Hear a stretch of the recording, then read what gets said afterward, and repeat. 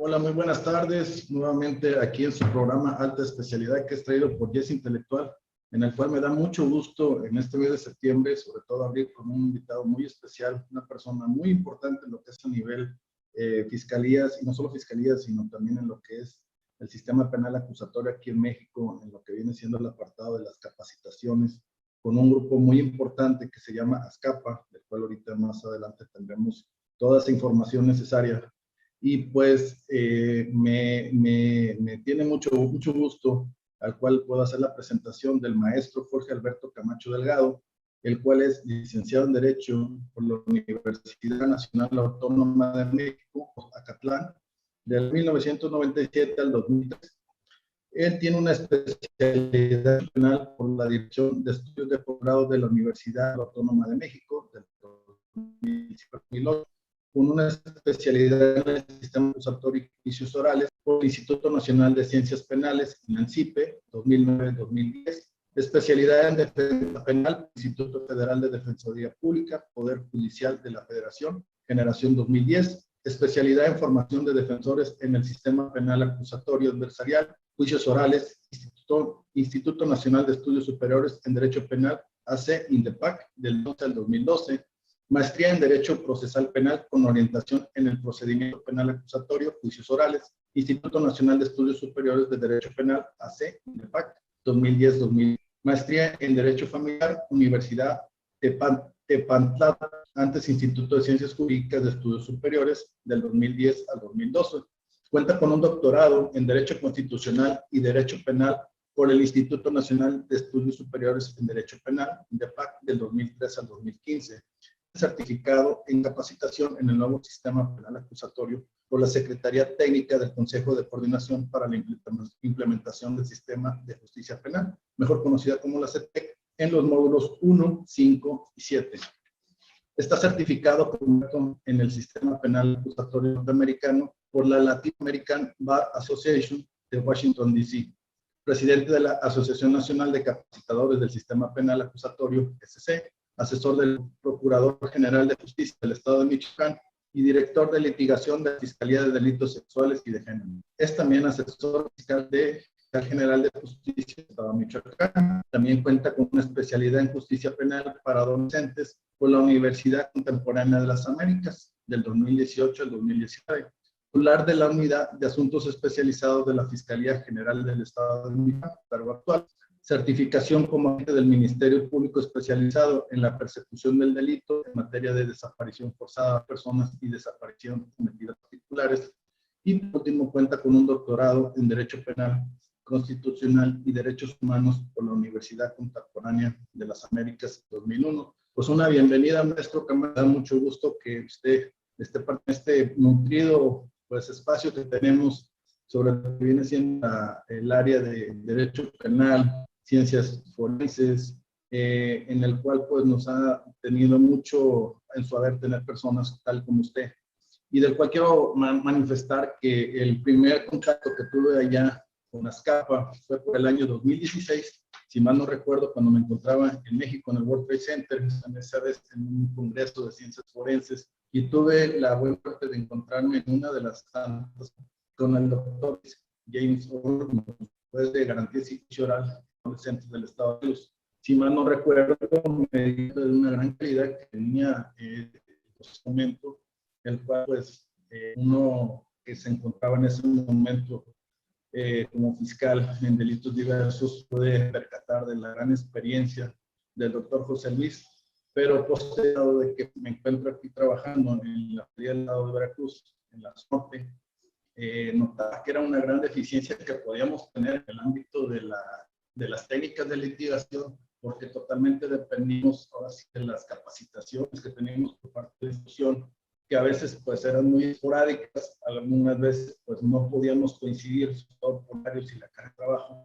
Y tuve una vez una invitación a la ciudad de Tamaulipas, que es aquí a 2 horas, y me acuerdo que la primera clase que yo participé fue con la licenciada Isabel Maldonado, de la cual me acuerdo que en ese tiempo yo tenía función de lo que venía haciendo el procedimiento, y de esa clase me quedó muy claro todas esas funciones, inclusive unos formatos que me dio la licenciada Maldonado, de las que pude pues, tener mucha beneficio en la parte laboral.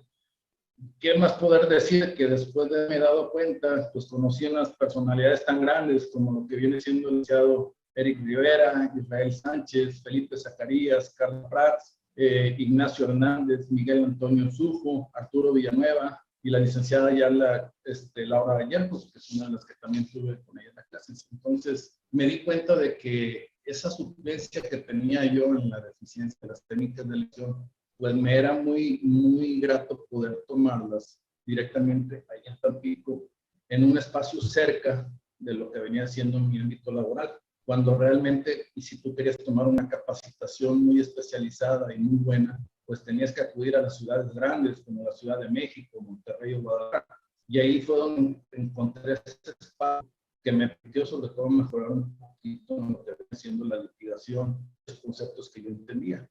Lo cual yo quiero hacer una gran invitación y sobre todo pues que nos podría explicar cuál es la importancia de la capacitación de los fiscales y defensores penales en el sistema penal acusatorio. Bienvenido, maestro. Gracias, Eric. Pues gracias por la invitación a alta especialidad y por este espacio que me permite compartir parte de lo que hemos, como tú lo dices, visto de hace tiempo para acá.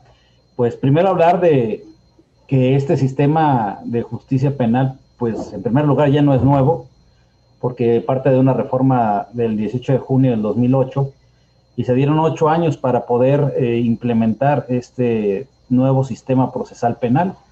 La realidad es que 8 años no han servido, no porque el sistema sea malo para poderlo implementar de manera adecuada, sino porque siguen saliendo, pues obviamente, la falta de capacitación de muchas personas. El día de hoy ser agente del Ministerio Público, ser defensor público o privado, ser juez y ser asesor jurídico, pues no solamente es por el nombramiento, sino que requiere una serie de capacitaciones y de sensibilización, que platicándolo inclusive con jueces de Chile, de Colombia, de otros países que tienen 5, 10, hasta 15 años más que México, pues habla de que sigue faltando ese tipo de capacitación especializada. Ahorita, pues, el meterte a una maestría, a una especialidad donde te enseñan todo un cuatrimestre de qué son los sujetos procesales y cuáles son las partes en lo que se divide el proceso penal, pues te habla de que se han incrementado, a raíz también de la propia pandemia, pues muchas escuelas, ¿no? Pero no te dan esa capacitación que obviamente se requiere de una especialización.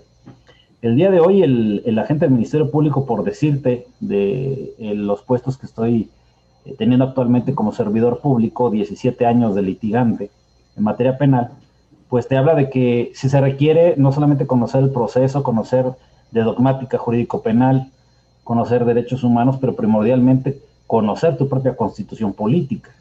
Cuando entrevistas a un diputado y no sabe ni siquiera que hay 136 artículos en el código, en la Constitución, pues digo, sale más allá de un meme de decir, pues, están legislando y no saben ni siquiera cuántos artículos hay en la Constitución. No, requiere que el día de hoy seguimos viendo esas audiencias donde el juez está regañando a las partes, al Ministerio Público, al defensor, al asesor jurídico, porque pues no hacen bien su trabajo, pero parte de una falta de sensibilización.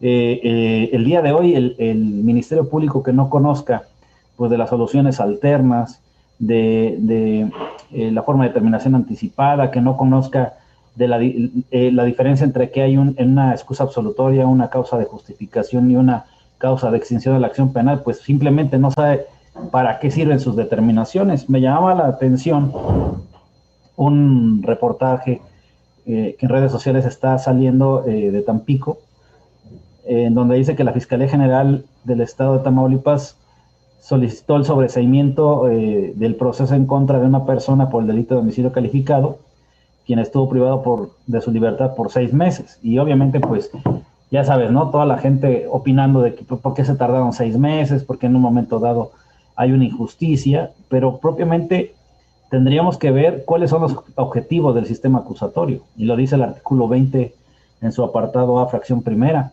es esclarecer los hechos. ¿Cómo puedo yo esclarecer los hechos si no me allego de actos de investigación? Y obviamente esos actos de investigación tienen que partir de hacerlo de acuerdo a lo que me ordena la propia norma, que sean actos de investigación, ya sean los que requieren autorización judicial o los que no, para no violentar derechos humanos. También otro de los aspectos que se tiene que llevar a cabo es proteger al inocente, lo que está haciendo la Fiscalía, de acuerdo a una investigación a la cual arribó después de hacer diferentes actos de investigación. Si no es culpable, ¿por qué insistir en seguir teniendo esas prácticas de un sistema tradicional en donde acusar por acusar, ¿no? Y obviamente, pues, proteger al inocente, que el culpable no quede impune y que se repare los daños. Obviamente, aquí estaríamos hablando de que si esta persona, en razón de un sobreseimiento, entiendo, parcial, se pueda llevar a cabo la libertad de esta persona, eso no quiere decir que la investigación no siga, porque realmente si hay un homicidio calificado, pues hay la pérdida de una vida humana, pero eso no tiene que ser a costa de la libertad de una persona inocente. Entonces, aquí empezamos con la realidad de un sistema. ¿Realmente los ministerios públicos el día de hoy estamos capacitados para respetar derechos fundamentales? Esa sería una pregunta. Segunda pregunta, el hecho de que nosotros iniciemos una investigación, ¿tenemos la obligación a fuerza de llevar a cabo una acusación? Yo considero que no, porque obviamente partimos de que la investigación, bajo el principio de objetividad, tiene que establecer tanto datos de prueba de cargo como de descargo. Pero esto es lo más importante para abrir el contexto del tema de hoy, la capacitación. Yo sigo viendo carpetas de investigación en donde los jueces dicen, oye, es que la declaración del testigo 1 con la declaración del testigo 2 son punto y coma, o sea, son copy-paste. Y eso ya no puede suceder en un ámbito donde lo que nos está permitiendo el Código Nacional es establecer o redactar la entrevista que le haces a una persona y a otra persona. Y está comprobado científicamente que una persona no va a presenciar de la misma manera los hechos que lo haya presenciado otra persona. Entonces, ahí va también la probidad. Quiere decir que no solamente le tenemos que enseñar a la gente del Ministerio Público cómo hacer un acto de investigación, qué es lo que debe de contener, cuáles son las providencias que debe de tomar.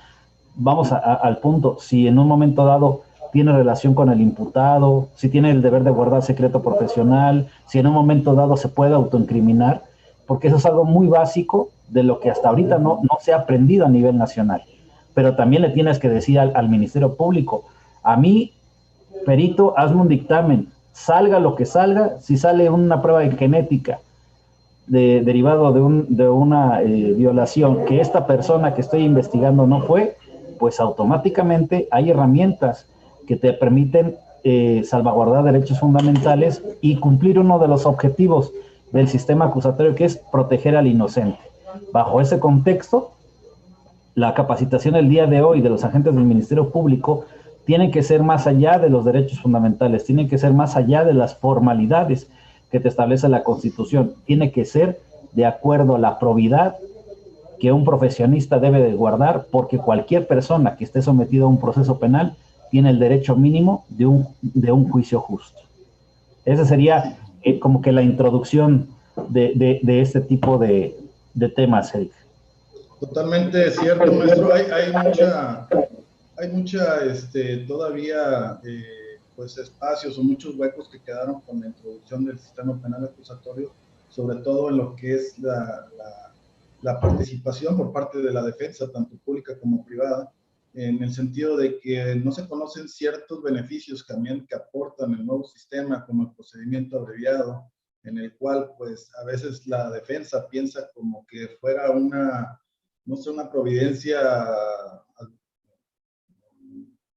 una herramienta inquisitiva, cuando también tiene ciertos beneficios, y tal como usted lo viene diciendo, también nosotros como fiscales buscamos la verdad histórica. También tenemos que buscar, no solamente estamos para buscar así en pocas palabras al culpable, sino también tener esos medios que nos permiten la no autoincriminación, porque dejamos en cierta manera, yo lo que veo, bueno, a manera personal, el problema también en las fiscalías, de que se nos ha inmerso tanto en las técnicas de investigación y nos dejan a veces un poquito de la mano de Dios en lo que viene siendo las ciencias forenses. En este caso, cuando estamos hablando de una autoincriminación de una persona que por estar coaccionado pueda que se esté incriminando, siempre cuando viene la parte pericial es donde nos arroja que las heridas no fueron ocasionadas por tal persona o no sale esta verdad. Entonces siempre he manejado esa frase de que el sol no se puede tapar con un dedo, sobre todo cuando estamos hablando en materia de investigación. Y pues estas deficiencias son claras que hemos visto en las capacitaciones. Seguimos teniendo los mismos errores a veces que tuvimos en el sistema inquisitorio, prácticamente como un híbrido que yo veo a veces que se está forjando, un híbrido entre lo anterior y lo nuevo. Y pues ya llevamos, si bien es cierto, cuánto tiempo que arrancó el sistema, y pues se ha venido solucionando de mayor o menor manera. Mi pregunta también que quisiera saber, ¿cuál es la gran diferencia que usted vio cuando se incorporó ahora sí por parte de la Fiscalía, en este caso del Estado de Michoacán, con respecto a las deficiencias que podían tener en el ámbito por parte de los fiscales, a lo que es la comparación con lo que tenía usted en el ámbito de lo civil o de la Defensoría Pública y Privada? Bueno, fíjate que 16, 17 años los que estuve litigando, y obviamente de los cuales aprendí mucho, y haber litigado en varias partes de la República, te das cuenta que obviamente, aun y cuando sea un Código Nacional de Procedimientos Penales que implica que cualquier procedimiento en México el día de hoy se tiene que llevar a través de ese mismo ordenamiento y que unifica criterios en la esencia para efecto de operar un sistema acusatorio, pues la realidad es que no opera así en toda la República. Una figura como pudiera ser, te voy a poner un ejemplo, el reconocimiento por fotografía. Puede ser que en Tamaulipas, en Chihuahua, en Oaxaca lo lleven de una manera, y todavía nos seguimos encontrando aquí jueces que dicen que el reconocimiento por fotografía debe de estar presente el abogado, cuando el propio Código Nacional te dice que no. Y eso implica que la jurisprudencia, que obviamente es la que nos permite el día de hoy unificar criterios, unificar herramientas de aplicación de la justicia, procuración, impartición de justicia, tiene que ver con que también los jueces y los magistrados, inclusive los ministros de la Suprema Corte, cuando hagan la jurisprudencia en pleno en salas, conozcan de estas técnicas de litigación, porque obviamente, fíjate, el gran problema que tenemos en México, y lo digo porque obviamente se tiene que decir lo bueno y lo malo, es que cada quien aplica la norma desde su óptica. Y eso es algo que a mí me ha ayudado, porque el día de hoy, que tengo 3 años en la Procuración de Justicia, cuando anteriormente mi función era tumbarle la actuación al Ministerio Público, y yo aprovechaba los errores que cometía el Ministerio Público, y ahí es donde yo destruía, porque la función hay que dejarla claramente, que el Ministerio Público construye y la defensa destruye. ¿Estamos de acuerdo? Entonces, cuando yo llego a la Procuración de Justicia, lo primero que yo me preocupo, y lo que me he preocupado durante toda mi actuación, porque sigo llevando audiencias, aún siendo fiscal, me subo en el carácter de agente del Ministerio Público, y yo estoy cuidando que la defensa no me tumbe mi teoría del caso, que no me denuncie de ilícito algún medio de prueba apto de investigación, o que simplemente no cumpla las formalidades establecidas en el código. Eso aquí quiere decir que también los jueces, los asesores jurídicos, los defensores tienen que tomar en cuenta las funciones propiamente operativas de la parte contraria. Y eso es algo que te lo prometo, o sea, me ha dado muchas ventajas sobre otros abogados, porque el hecho de que yo les enseñe a mis agentes del Ministerio Público a construir su teoría del caso con datos y actos de investigación que sean lícitos, me ha permitido llevar a cabo sentencias condenatorias. Por ahí me dicen que soy el rey de los abreviados. Tú tocaste un tema muy importante, que es el procedimiento abreviado. Créeme, si nosotros no leemos lo que se llama el plea bargaining en Estados Unidos, no vamos a entender que México adoptó la negociación penal en México. Y esto quiere decir que, siendo una facultad propia y exclusiva de la gente del Ministerio Público, podemos negociar. Entonces, me dicen que soy el rey de los abreviados, pero eso va en función de que si yo en la investigación complementaria, antes de que se dicte el auto de apertura a juicio oral, llega la defensa y me dice, oye, vamos a aceptar el abreviado, con gusto te lo acepto. Y eso es lo que hay que enfocarle a nuestros superiores, porque obviamente para mí, para la sociedad y para la propia víctima, se cumplen los objetivos del sistema. Lo dijimos que son 4. Esclarecemos los hechos de acuerdo a lo que la fiscalía tenga en la carpeta de investigación para acreditar. 2, no va a quedar impune el delito porque se va a condenar al culpable. No hay inocente porque va a aceptar los tratos que en su momento haga la fiscalía, pero lo más importante, se va a reparar la reparación del daño, se va a pagar la reparación del daño. Entonces, yo no le veo de malo absolutamente nada, porque precisamente como defensor, el día de hoy pregúntale a la mayoría de tu auditorio y los que han llevado algún asunto en donde dicen, mira, tiene pico de pato, huele a pato, grazna como pato y prácticamente se ve como pato, no pueden salirte con que es un ¿qué?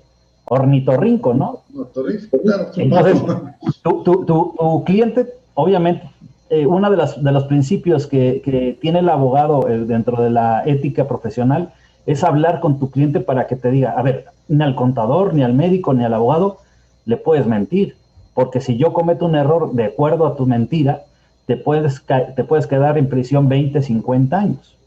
Bajo ese contexto, si los datos de prueba, si los actos de investigación, si la prueba científica como prueba objetiva y la prueba subjetiva, que es la prueba testimonial, te dicen que él fue, que no fue otra más, inclusive le hacen un exudado vaginal a la persona a través de una prueba química y resulta ser que comparativamente con la sangre o el semen o el ADN en la genética, resulta que es él.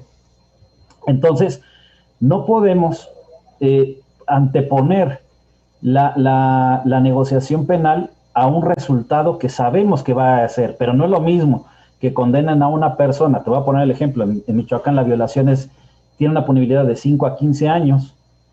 Imagínate, si yo como defensor le diría, bueno, si usted tiene 4 años, 11 meses y es primo delincuente, vamos a decir que cometió la violación, va a pagar la reparación del daño, pero yo le garantizo que con una buena defensa usted puede salir sin estar en prisión. Entonces, si yo haciéndolo como defensor, porque te digo, ahorita pregúntale a cualquier defensor y dice, oye, es que está muy complicado porque se negocian los abreviados o porque los MPs quieren sangre, ¿no? No, a mí me interesaría, como operador del sistema, obtener una sentencia condenatoria.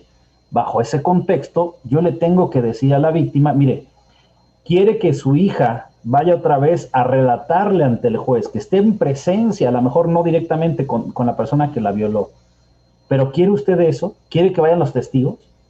¿Quiere otra vez someterse a otro tipo de medios de prueba? Yo considero que hay que sensibilizar con conocimientos plenos de lo que va a acontecer a esta persona, porque te voy a poner un ejemplo, que ahorita estamos llevando cuestiones de práctica indebida de servicio médico. ¿A mí de qué me sirve tener a los médicos por una práctica indebida en el reclusorio o en el cerezo, si ellos mismos aceptan su hecho, pagan la reparación del daño y es a lo más que va a aspirar la persona que en un momento dado tenga el carácter de víctima? Inclusive, si hay una práctica indebida y de ello se deriva la muerte de la paciente, obviamente hay una pérdida de la vida humana, pero tú lo sabes perfectamente que el Código Penal de cada entidad te establece el quantum de lo que vale en su momento la reparación del daño por cuanto hace a la vida de la persona y a los gastos funerarios. Por eso, no podemos engañar a las personas. He visto ahorita audiencias del doctor Malagón, juez de la Ciudad de México, que les dice a las personas, conozcan del sistema, orienten bien a las personas, porque precisamente lo que se está defendiendo en un sistema procesal acusatorio es los derechos fundamentales tanto de la persona imputada como de la víctima. Por ello, el hecho de que nosotros generemos una buena capacitación a nuestro personal para efecto de defender los derechos de las personas a quienes representamos como institución, no quiere decir que el día de mañana se siga viendo asesores jurídicos que digan, me adhiero a lo que dice el Ministerio Público, hago mía las pelotas. Ya hay un libro, dentro de los memes que tenemos los profesionales, ya hay un libro de 100 formas de adherirse al Ministerio Público. Tenemos que ver el día de hoy ya buenos asesores jurídicos, porque precisamente ellos son los que nos deberían de cuadrar la plana como ministerios públicos. Así es, y desgraciadamente tú usaste una frase que es muy cierta, a mí me encanta mucho decirla, y es de que es más fácil hacer descarrilar un tren que hacerlo llegar a tiempo. Y eso creo que ya lo estás viviendo tú ahora que eres el director de la trilogía investigadora como fiscal, que eso es una de las cuestiones que a veces mucho peleaba cuando me encontraba ahí en lo de las clases de escapa, dado de que esa capacitación no solamente va por parte de la Fiscalía en función del fiscal, sino también de la trilogía, en este caso, tanto de servicios periciales como de la policía ministerial. ¿Por qué? Porque ahí viene el caso que tú estás comentando ahorita con respecto al procedimiento abreviado. Me tocó vivirlo muy en especial allá en el 2008, cuando me encontraba en Santa Cruz de Tenerife, España, dado de que pues allá son mis padres y yo siempre en vacaciones acudía a las audiencias, me encantaba ir a ver cómo funcionaba otro sistema penal, a pesar de que ya era fiscal aquí en México, bueno, Ministerio Público en esos tiempos. Y me acuerdo que hablé con la fiscal regional, no me acuerdo cuál es la figura, pero era como la fiscal regional, y me permitió entrar a una de las audiencias ahí en Santa Cruz, que era sobre trata de personas, en especial sobre personas hindúes, en el cual me llevé una gran sorpresa de ver cómo funcionaba la máquina totalmente sincronizada, cómo había las escuchas legalizadas, las escuchas, las intervenciones de comunicación, el resguardo de identidad, cómo las autoridades, los policías sobre todo, que esa es la gran sorpresa que yo a veces les he comentado, que ellos desde que tienen la noción de que habían dadose cuenta que se estaba viendo un tráfico de personas, desde que lo supieron hasta que pidieron ahora sí ante el juez las órdenes de captura, habían pasado 3, 4 meses para poder madurar la investigación, para hacer las escuchas, no ir todo de manera improvisada, y cuando se da todo esto de tanta manera sincronizada, me acuerdo que veía la cara de la defensa en ese momento, cuando había las videovigilancias, donde lo venían siguiendo, la ruta, había inclusive lo que nosotros le llamamos, ¿cómo le llamamos? Cuando lo de secuestro, el organigrama y todas estas cuestiones, las escuchas, las llamadas, los boletos, cuando entraban, el modus operandi y todo esto, y cuando la defensa pues se da cuenta de que algo era inevitable, pues ahora sí optan por el procedimiento abreviado, y ahí fue donde se acabó por completo toda esta historia, derivando en pues un ahorro en recursos materiales y humanos por parte de la Fiscalía del Estado español, cosa que también aquí es muy beneficiosa en México, como bien lo mencionas, pero sí es complicado, maestro Camacho, cuando la parte de la trilogía no está completa. En mi experiencia que yo viví en Colombia, cuando estuve hace 2 años, que fui a una pasantía, me acuerdo que le pregunto a Oscar Montoya, que era un agente del Cuerpo Técnico de Investigación, ¿cuántos años llevas tú al servicio, Montoya? Y me dice, pues llevo 10 años como agente. ¿Cuántas veces están sentados en audiencia de juicio oral? Y me dice 4 veces. Y me quedó más que claro cuando los vi trabajar. ¿Por qué? Porque sería un poco erróneo sentar a alguien como él, que conoce perfectamente el trabajo de procesamiento en el lugar de los hechos y que te podría darle la vuelta inclusive de los errores que hubiera podido cometer, porque es una persona altamente calificada y probada. Entonces sí es en mayor manera que vemos esa deficiencia cuando no se da por completo en la parte total de la trilogía. ¿Podrías hablarnos sobre todo cómo fue que se creó Azcapa, cómo fue que lograste este proyecto y hacia dónde va sobre todo?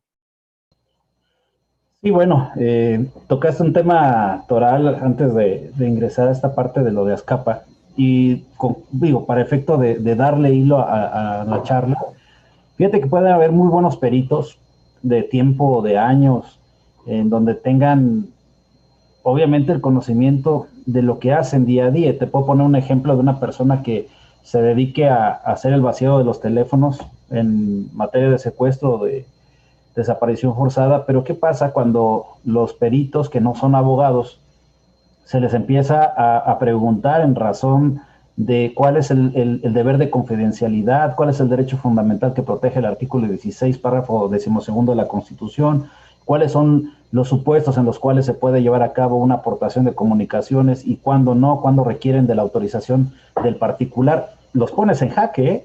Porque al final de cuentas es una cuestión que yo considero los mexicanos deberíamos de conocer por lo menos los primeros 34, 35 artículos de la Constitución. Y eso es algo para saber mínimamente a qué tengo derecho como mexicano y como extranjero viviendo en México. pero fíjate que ahí dice en el punto medular, no solamente tenemos que capacitar al Ministerio Público, sino también al policía, sino también propiamente al perito para efecto de decirle contra qué se va a enfrentar. Y obviamente este es un sistema que te lo voy a decir, es un sistema de capacidades. Sí es cierto que anteriormente un sistema tradicional se caracterizaba porque cualquier cosa que había te decían, por lo menos tienes 3 días, vete al despacho y le pones 50,000 tesis que no son ni siquiera aplicables, pero se ve gordota la demanda, ¿no? Se ve, la vista la puedes desahogar inclusive en grupo. O el juez, ay, con todo lo resuelto, tengo 15 días para resolver, ¿no? El día de hoy la argumentación se ha vuelto una parte medular para poder establecer que el abogado que de acuerdo a una capacidad pueda fungir en un sistema acusatorio va a sobresalir. Aquellos que no sepan ni siquiera hablar, no sepan desentrañar o conectar esto con esto, valió, porque inclusive tú decías de Laura Yerkov, la kinésica, el día de hoy hace que impongas y que hagas un matiz en lo que quieras que el juez escuche. Entonces, estamos hablando de capacitación. Con eso entra la pregunta que tú me dices. ASCAPA nació en 2014 como una necesidad. Bueno, ahorita que leíste mi currículum, debo decirte que este año voy a terminar, si Dios lo quiere, otro doctorado y me acabo de meter a otra maestría, o a otras 2 maestrías. Una, por cierto, que tú ya la terminaste, es la de comportamiento criminal. Estamos estudiando esa maestría por recomendación tuya, gracias. Y otra maestría en la prueba en el proceso penal, en la Universidad de Barcelona. Me preguntan, bueno, ¿y por qué tantas maestrías, tantas especialidades, tanto doctorado? No es tanto por currículum, ¿no? Es por seguir especializándote, porque el momento en que tú sigues estudiando, tienes la capacidad de comprender y compartir esos conocimientos. Con ello, te puedo decir que cuando yo cursé la especialidad en la UNAM por la Dirección de Estudios de Posgrado en Derecho Penal y terminé la primera generación en especialidad en Sistema Acusatorio en INACIPE, yo me di cuenta que realmente estábamos en pañales. Los primeros capacitadores que te puedo decir eran de renombre en el INACIPE, realmente sabían del sistema acusatorio lo que habían leído de otros países como Chile, Colombia, que obviamente en materia de delincuencia organizada es el estandarte a seguir, ¿no? Porque si ustedes no ven en el Netflix todo lo que es los narcos y Pablo Escobar, no van a entender ni siquiera por qué. Digo, no es por darle publicidad, pero es algo interesante para que vean cómo fueron de un sistema sometido por la delincuencia organizada, cómo fueron caminando a establecer un sistema jurídico, un sistema que tenía que respetarse. Entonces, fíjate, yo tuve muy buenos maestros, de verdad que me siento muy satisfecho con los maestros que tenía, pero sabía que esas vacas sagradas, que esas eminencias, por no decir nombres, con la entrada en vigor de este sistema, fueron sobrepasados totalmente. No podemos dejar de hablar y hacer un distingo de los penalistas, que créeme, los penalistas van a seguir siendo estandarte en este sistema procesal penal, pero cámbiale el chip a una persona que estaba adecuada a lo mejor a que con las relaciones llevaba los asuntos ni se paraba por las agencias del Ministerio Público, ya no digamos que las audiencias, cuando el juez estaba presente más que en el careo, ¿no? Les decía hoy en la mañana a los meritores que ingresaron, no, ahora el juez tiene que estar ahí bajo el principio de inmediación. Entonces yo dije, bueno, aquí falta algo. Y esa gente que me ha formado desde la licenciatura, desde la especialidad y la maestría, yo la quiero tener para brindar no solamente en la Ciudad de México, que algo que tú dijiste, querías algo de capacitación profesional, pues vete a las grandes ciudades. Pero ¿cómo te caería que el magistrado Miguel Ángel Aguilar López, que tú lo conociste, en paz descanse, inauguró en el Teatro Morelos de Marabatío, Michoacán, un municipio a 1 hora de aquí, una conferencia que se llama Presunción de Inocencia, ante un teatro majestuoso, y a partir de ahí me di cuenta que esa capacitación tenía que llegar a otros estados de la República, y te puedo decir que hemos estado en Nuevo León, hemos estado en Tamaulipas, en Veracruz, Ciudad de México, en Querétaro. Hemos estado en muchos lados y obviamente en Michoacán. Y de verdad que es una satisfacción porque los primeros años, o el primer año o 2 años, yo me tuve que chutar todas las capacitaciones. Entonces, te puedo presumir el día de hoy que yo sé, más allá del sketch, yo sé cómo se comporta un José Díaz de León, cómo se comporta un Ignacio Hernández, porque son personalidades que si tú no lo sabes apreciar, porque son grandes personas, pero son, además de ser grandes personas, son muy buenos en su materia. Azcapa se formó tratando de armar ese rompecabezas para formar una capacitación integral y práctica, porque no es lo mismo que te diga, a ver, léete a Rubén Quintino, a que Quintino te explique lo que quiso decir. Y por ahí decirte, o sea, X personas, pero el grupo de Azcapa ha sido tan importante en muchos estados de la República que no solamente ha capacitado a mucha gente, me ha capacitado a mí. O sea, yo propiamente me siento capacitado por Azcapa porque yo he estado presente en cada una de las capacitaciones, por hablar de Israel Sánchez. O sea, te quieres meter con gente que sepa de amparo y que sepa cuestiones estratégicas, ahí está. Entonces, ¿qué pienso que he logrado con este proyecto de Azcapa? Pues que finalmente he logrado llevar a muchos lugares de la República Mexicana, inclusive ya estamos por hemos llevado capacitaciones en línea, pero ya estamos esperando que nos dé la oportunidad de la pandemia de llevarlo a Costa Rica, de llevarlo a Colombia, Chile, ya tenemos ciertos convenios, Argentina, y yo sé que obviamente el llevar, te hablo propiamente de Carla Prat, que va a Panamá y a Perú no sé cuántas veces por año, pero son gente que hemos sido un equipo de trabajo y que ha llevado la mejor capacitación práctica y obviamente actualizada de un sistema acusatorio que requiere de que esa gente lleve a cabo lo que nosotros denominamos aprender haciendo. Tú no le puedes decir a una persona, a ver, párate y formula mi imputación, si tú no le enseñas primero cómo hacerlo. Y lo que decimos, obviamente, en el plano de la práctica, equivócate aquí en el salón de clases, demuestra cuáles son tus miedos, cuáles son, a lo mejor,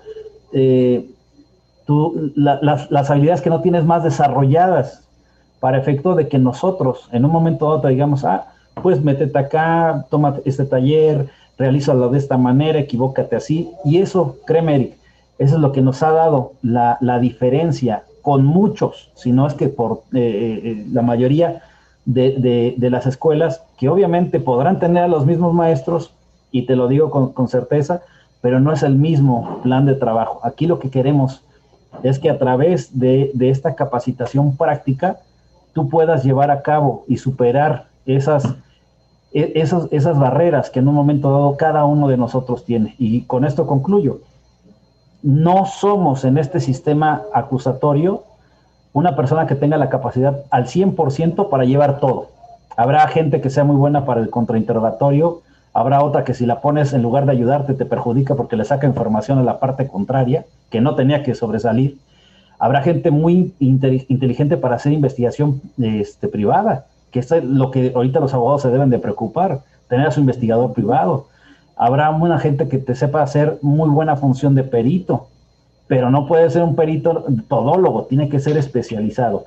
Bajo ese contexto, la capacitación que brinda Azcapa, o que tiene la aspiración de hacer Azcapa, es que a través de todos los profesionales que estamos en la trinchera, que estamos día a día, así como tú, que estamos en la práctica, pues obviamente podamos brindar experiencias, pero sobre todo buenas prácticas. No, así es. Y si hay algo que puedo decir de una manera un poquito muy chusca y simbólica, es de que sí, me ha tocado ir a muchas capacitaciones privadas en algunas instituciones, y la diferencia muy grande en las capas es por la experiencia de cada uno de los participantes. Como tú lo bien dices, quieres alguien en materia de amparo, el maestro Israel, el maestro Ignacio Sujo, inclusive Arturo Villanueva, que también es fiscal, conoce investigación, Zacarías, que sabe bastante en lo que viene siendo materia para primer respondiente, criminalística de campo. Y hay mucha diferencia, se va a ir un poquito chusco, pero es como la diferencia entre el Circo du Soleil y te vas al circo, no sé, el circo Chicharrín, donde el mismo malabarista, es el domador y es el trapecista, es el mismo maestro, mientras acá no, te llevabas la experiencia de que cada fin de semana que acudía yo a Tampico, me acuerdo, era cada 15 días, pues te encontrabas ante una personalidad que totalmente lo tenías en la comodidad de tu zona sin tener que viajar, como tú ya lo dices, a la Ciudad de México o a otra parte. Y sobre todo tenía una gran experiencia y esa experiencia se transmitía no solamente en el conocimiento, sino que tenía la virtud. Yo creo que eso tiene mucho acierto, mi maestro Camacho, porque sabe seleccionar. Yo siempre digo, hay gente que sabe bastante, pero son egoístas o solamente saben para ellos, pero no lo saben, no tienen el don de poder dar la docencia. Esa desgracia la vivimos bastante, sobre todo lo de la experiencia. No digo nombres ni marcas, pero me tocó vivirlo, sobre todo cuando empezamos en el nuevo sistema, de que se capacitó por completo, aparte de la trilogía investigadora y hasta la defensa, pero se dejó de la mano de Dios a lo que era el primer respondiente. Y hubo una figura que fue emanada de una institución gubernamental, donde lo único que se te requería era poder presentar el examen, haber acreditado que terminaste la carrera, presentar el examen y con eso ya eras un docente. Y la verdad es que yo vi muchas policías que se fueron prácticamente al garete porque la experiencia del docente difiere mucho en poder hacer algo improvisado, donde no tenía ni la menor idea, donde yo lo veía cuando empezaban a hacer un IPH y ¿quién te enseñó esto? Y era alguien que realmente acababa de salir de la Facultad de Derecho, pasó el examen y bueno, la verdad que la solución dio más problemas que nada, ¿no? Salió más caro el caldo que las albóndigas. Se ha arrastrado tanto problema, sobre todo en la capacitación del primer respondiente, que a veces hemos tenido varias prácticas ahí el maestro Zacarías y todo lo vemos y la verdad que vemos lo que es la trilogía investigadora, pero el delito no empieza en la trilogía, empieza en la calle y el primer respondiente es la base de todo esto. Entonces, es complicado cuando no fueron debidamente capacitados. Yo quería preguntarte sobre la plantilla que tú has tenido, cómo has podido conformarla. Sobre todo, tienes unas grandes personas, muy grandes turistas aquí en México. ¿Y cómo es que cómo empezó este proyecto? Sobre todo, ¿de dónde te nació esa idea? ¿O cómo fue que tú lo empezaste a forjar? Bueno, te comentaba que a lo largo de todos los posgrados que se han cursado, pues vas viendo que en algún momento hay deficiencias por parte de los mejores maestros, pero obviamente tú tienes que tener una visión hacia dónde vas, hacia dónde va tu proyecto, hacia dónde va tu capacitación. Bajo ese tema, vamos a pensar, si yo quería tener a los mejores en dogmática jurídico-penal, pues tenía que acudir a una Verónica Román, a un Miguel Ángel Aguilar López. Actualmente también hay nuevas personas, Nancy Villafán, que es muy buena, vamos, por decirte algunos nombres, pero son gente que tú vas conociendo en el camino y son gente, le tenemos que hacer como al headhunter, ¿no? O sea, al cazador de cabezas. Y esto te obliga a que tú mismo estructures una capacitación que sirva. ¿Para qué me sirve un abogado que sirve nada más en la investigación si no conoce el amparo? Digo, yo te puedo decir de muchos abogados que se encasillan en que, no, o sea, la audiencia inicial, pero ya llévalos a una audiencia intermedia que es muy técnica y no se avientan, ¿no? No se avientan porque al final de cuentas no conocen el contexto ni siquiera de un acuerdo reparatorio. Yo te preguntaría, no propiamente de tu experiencia, pero tú que has estado también en otros estados, ¿cuántas veces has visto un escrito de acusación que contengan acuerdos probatorios? Y yo te voy a poner un ejemplo muy sencillo. Si es un delito de prisión preventiva oficiosa, sea el que sea, y está acreditado la muerte o el fallecimiento de una persona, pues ¿para qué debato respecto del fallecimiento? Si la teoría del caso que yo tengo, lo que quiero controvertir es que mi cliente no fue, entonces es responsabilidad penal. Entonces vamos a quitarnos del camino todos esos peritos, todas esas testimonios que en un momento dicen, sí, murió de tal causal. Eso te traería, a lo mejor que la prisión preventiva de tu cliente serían de 6 meses a 1 año menos. Y tendrías la facultad de sacarlo lo más pronto posible. Pero no lo hacemos porque no saben, piensan que armar un acuerdo probatorio es casi darle la razón a la fiscalía, y no es cierto. Pero volvemos a lo mismo, el tema es, Azcapa se ha formado de gente profesional, de gente operadora del sistema, Y cada vez que yo tengo la posibilidad de ir a algún lugar, pregunto quién es la persona en tendencia, quién tiene conocimiento respecto de determinado tema.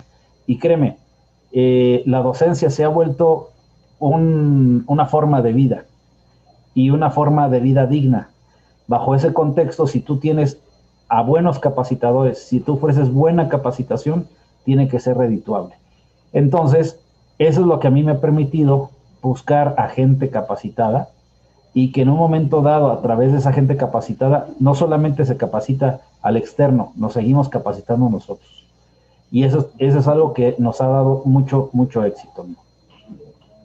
Ahora, con motivo de la pandemia y que hemos tenido sobre todo el aislamiento social, ya no hemos tenido las clases, las docencias como propiamente lo teníamos hace 2 años, hace un año. ¿Hacia dónde va todo este tipo de capacitación con esta pues, nueva modalidad?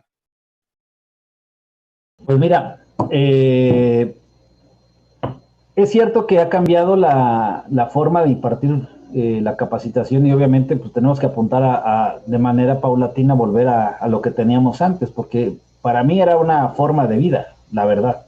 Ir a Tampico y después irme a Monterrey y después irme a Mazatlán, más allá de la playa, lo que tú me digas, pues es conocer gente, es convivir con esa gente, es en un momento dado tener nuevas experiencias y relaciones, que es sobre todo lo que te mueve como abogado, seas lo que seas, ¿no?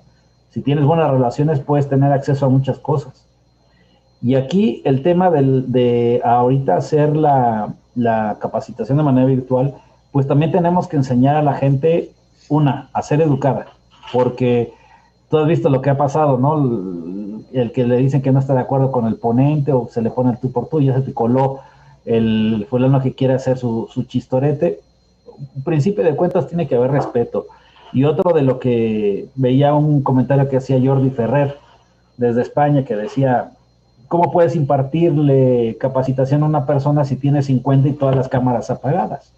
Entonces, todo es posible si hay y la posibilidad, inclusive ahorita se ha fomentado más la capacitación en el extranjero porque le podemos pedir a un magistrado colombiano, a un magistrado de Costa Rica, de Chile, un juez, oye, impárteme esta clase y créeme que lo han hecho con tanto gusto hasta fiscales de Colombia, la maestra Andrea Castellanos, pero tenemos que cambiar la forma para que no se quede solamente en lo que dice el ponente, también que no se quede únicamente en un sketch que a lo mejor te hace muy sencillo un ponente. Tienes que buscar la interacción y eso tiene de suyo que las personas que están interactuando también participen. Si tú no logras que el día de hoy, teniendo 20 alumnos, por lo menos participen 18, 19, es que no tienes el dominio del escenario. Me decían en una capacitación, es que no tengo cámara, es que se descompuso. Pues cómpratela, amigo, porque cuando tenía que ser de manera presencial tenías que gastar para el transporte. Había gente como tú que se trasladaba de un municipio a otro, de otro estado, y eso cuesta levantarte temprano, estar presente, bañado, porque también eso de que tomes clase y la gente acostada, y digo, a lo mejor por la comodidad no me preocupo, pero el hecho de ni siquiera que prendan la cámara, eso es lo que tenemos que luchar el día de hoy porque esa capacitación sea de calidad, de que también le enseñemos a la gente que van a ser otros modos de llevar a cabo esa comunicación, esa interacción y esa educación, pero tiene que ser con respeto para el ponente. Entonces, sí es complicado, pero no es imposible si obviamente las reglas se ponen desde el primer momento. Concluyo con lo siguiente. Me acuerdo de que en una capacitación encararon a una oponente. Y yo les he dicho siempre, y tú lo has escuchado, que se vale de todo, pero hacerlo con respeto. Si tú le preguntas a un ponente, oiga, pues yo no estoy de acuerdo, la postura yo la veo de esta manera, pues es sencillo. El derecho no es una ciencia exacta, admite interpretación, por eso tenemos tesis y contradicción de tesis. Ahora ya tenemos precedentes, pero la propia ley se ha reformado porque nos manejamos bajo una realidad social.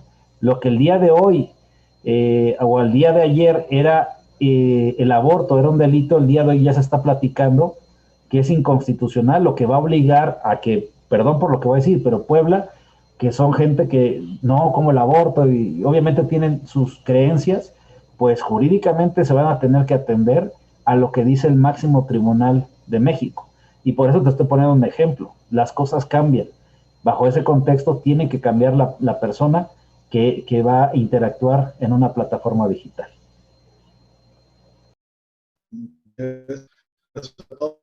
Nosotros también nos conducen a la justicia.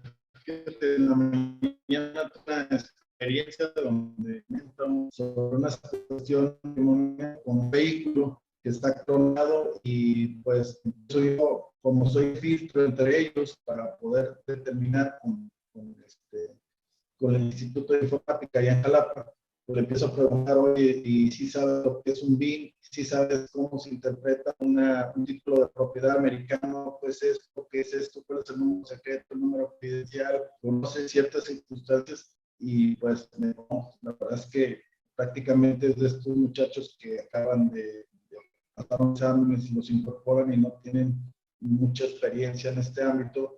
Y yo creo que el fiscal debe de estar inmerso no solamente en las técnicas de litigación, sino también en lo que es, como tú bien lo dices, estar empapados un poco de todo. Y inclusive ahorita tenemos una nueva, se va a crear una fiscalía especializada en homicidios y algunos docentes pues vamos a tener que ir a los compañeros para capacitarnos de los mismos ese hambre de aprender, de que no sea forzado, ¿no? Porque como tú bien lo dices, ya mañana yo como jugador de fútbol americano me acuerdo de esa palabra que me dijo un día mi entrenador: mira, mientras tú estás ahí echando la flojera, como dicen, pues hay otro que se está preparando en otra parte de la República y la verdad es que está en el gimnasio y el día que te no te va a perdonar. Y yo creo que aquí aplicamos lo mismo para países. Entonces, yo creo que, como tú lo dices, hay que capacitarnos, a pesar de toda la preparación que tienes en este momento, pues te sigues preparando. Yo también, en una medida, el día de mañana en el campo, pues perdona, ¿no? Como bien lo dices, creo que había oído comentario de un chavo que está estudiando Derecho y que ha dicho al maestro, precisamente, pues que no era la manera, no sé, que él quería que se adecuara a su manera, ¿no? Pero al día de mañana nos lo topamos que en la calle Rubén y que tú y yo ahorita podemos ser amigos, compañeros, pero a lo mejor si nos ponemos en el otro ámbito, pues somos enemigos y tendremos que usar todas las herramientas cognitivas que tengamos. Entonces, pues sí es complicado y tenemos que estarnos preparando día con día. Pues las últimas palabras que tú quieras decir, sobre todo, maestro Camacho, me da mucho gusto que hayas participado. La verdad que eres una persona muy, muy apreciada, no solamente por la vía, ahora sí, de videoconferencia, sino cuando estás en persona, tantas experiencias que has pasado. Me imagino que has enriquecido sobre todo a tus fiscales allá en Morelia con ese conocimiento que antes lo tenías en el ámbito privado y ahora lo tienen de manera próxima ahí contigo. Y pues muchas gracias, sobre todo a las palabras que tú tengas para despedirte del público y algún mensaje que tú nos puedas aportar. Muchas gracias. Sí, pues agradecerte a ti, Eric, la invitación y pues decirles, la capacitación es la base del privilegio de vivir bien una vida intelectual. Quiere decir que a lo que te vas a dedicar lo tienes que hacer al 100. Me quedó una anécdota de cuando estaba leyendo un poco de la vida de Cristiano Ronaldo, por hablar de fútbol, soccer, que lo retaron una vez para un partido de fútbol tenis y que no me acuerdo si era otro jugador inglés de nombre Ashley Cole y le ganó Ashley Cole a Cristiano Ronaldo. Pues lo que hizo Cristiano Ronaldo fue comprarse una mesa de tenis y ponerse a practicar toda una semana para retar de nueva cuenta a este jugador y le ganó. La anécdota que te deja esa situación es de que, al igual que Cristiano Ronaldo, por decirte Juanito Pérez, tenemos que buscar perfeccionar nuestras herramientas de trabajo. Algo que les he dejado el mensaje a mis agentes del Ministerio Público es: el día de hoy estamos sanos, no padecemos de alguna situación, tenemos trabajo, del trabajo comen nuestras familias, pero lo más importante es que ustedes se sientan seguros que lo que ustedes coman, viajen y estudien es lo que nos vamos a llevar a la tumba. Entonces, el consejo es, vivan el hoy, estudien hoy, disfruten hoy. Y si la capacitación les abre las posibilidades de tener una vida mejor, como me lo ha hecho a mí, y que eso me motiva a seguirme capacitando, pues la única recomendación es capacítense, traten de ser mejores en su vida diaria, y obviamente decirte que refrendo esta parte donde Azcapa es una de las mejores opciones que tienen las personas para capacitarse. Y si no es en derecho, háganlo en su vida diaria, pero no dejen de estudiar, no dejen de ser mejores día a día. Esa sería mi recomendación y agradecerte la invitación, amigo, para este programa. Pues muchas gracias, maestro Jorge Alberto Camacho Delgado, sobre todo por nuestras grandes felicitaciones que en tu proyecto estamos aquí, sobre todo en el estado del norte y el norte de Veracruz, para servirte. Y pues muchas gracias, y sobre todo a nuestro auditorio de aquí de nuestro programa de especialidad, que fue despedido por Yes Intelectual. Y pues cada 15 días nos encontraremos próximamente con el maestro Israel Sánchez. Como bien tú lo sabes, es una eminencia en lo que viene siendo materia de amparo, que nos ha traído unas materias muy bien y del cual nos han dado muy buenos comentarios. Y pues muchas gracias, esperamos que próximamente andes aquí cerca de nuestra tierra para poder tener un saludo fraternal de manera personal. Pues muchas gracias, maestro. Gracias, amigo, y estamos a la orden. Buena tarde. Gracias.